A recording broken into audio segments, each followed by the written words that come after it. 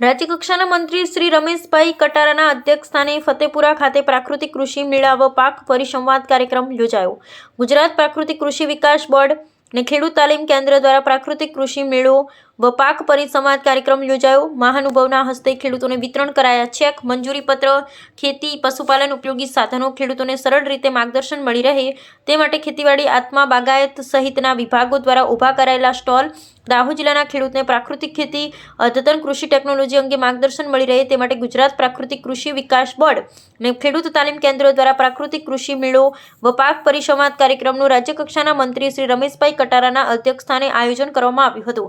આ કાર્યક્રમમાં ખેતીવાડી વિભાગ, આત્મા વિભાગ, બાગાયત વિભાગ, કૃષિ યુનિવર્સિટી આણંદ સહિતના વિભાગો દ્વારા સ્ટોલ લગાવી ખેડૂતોને માર્ગદર્શન આપવામાં આવ્યું હતું।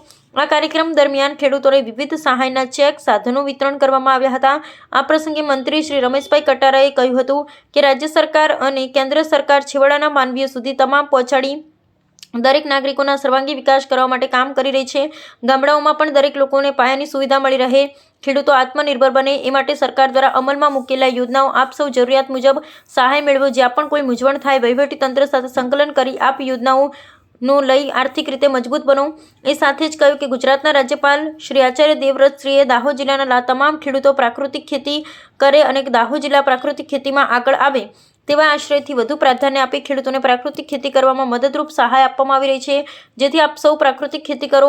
આ પ્રસંગે જિલ્લા પંચાયત પૂર્વ પ્રમુખ શ્રી શંકરભાઈ આમલિયારે કહ્યું કે દેશના વડાપ્રધાન શ્રી નરેન્દ્રભાઈ મોદીનું વિકસિત ભારત એટ 2047નું સ્વપ્ન છે, એટલે દેશમાં સ્વદેશી વસ્તુ અપનાવી, પશુપાલન કરી, ડેરી ઉદ્યોગો કરી આત્મનિર્ભર બનવું અને આર્થિક રીતે સદ્ધર બનવું, સાથે ફિટ ઇન્ડિયા અને સ્વસ્થ અને તંદુરસ્ત યુવાઓ માટે પ્રાકૃતિક ખેતી કરવા માટે દેશના તમામ ખેડૂતોને આહવાન કર્યું છે। ત્યારે આપણો દાહોદ જિલ્લો ક્યાંય પાછળ રહી ન જાય।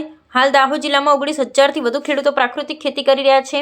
હું દાહોદ જિલ્લાના તમામ ખેડૂતોને કહું છું કે તમામ ખેડૂતો પ્રાકૃતિક ખેતી તરફ વળે, કેમ કે સ્વસ્થ અને તંદુરસ્ત જીવન નિર્વાહ કરવાનો એકમાત્ર ઉપાય પ્રાકૃતિક ખેતી છે। આ પ્રસંગે જિલ્લા ખેતીવાડી અધિકારી શ્રી PR દવે, આત્મા પ્રોજેક્ટ ડાયરેક્ટર શ્રી પટેલ, જિલ્લા પશુપાલન અધિકારી શ્રી ગોસાઈ, મામલતદાર શ્રી ફતેપુરા, સંબંધિત જિલ્લા વહીવટી તંત્રના અધિકારી શ્રી, કર્મચારી શ્રી, પદાધિકારીઓ, જિલ્લા પંચાયત અને તાલુકા પંચાયતના સભ્યશ્રીઓ, પ્રમુખશ્રીઓ, આગેવાનો, વડીલો, સરપંચશ્રીઓ, મોટી સંખ્યામાં ખેડૂતો ઉપસ્થિત રહ્યા હતા। અહેવાલ ચંદુભાઈ મોહનિયા, ધાનપુર, દાહોદ।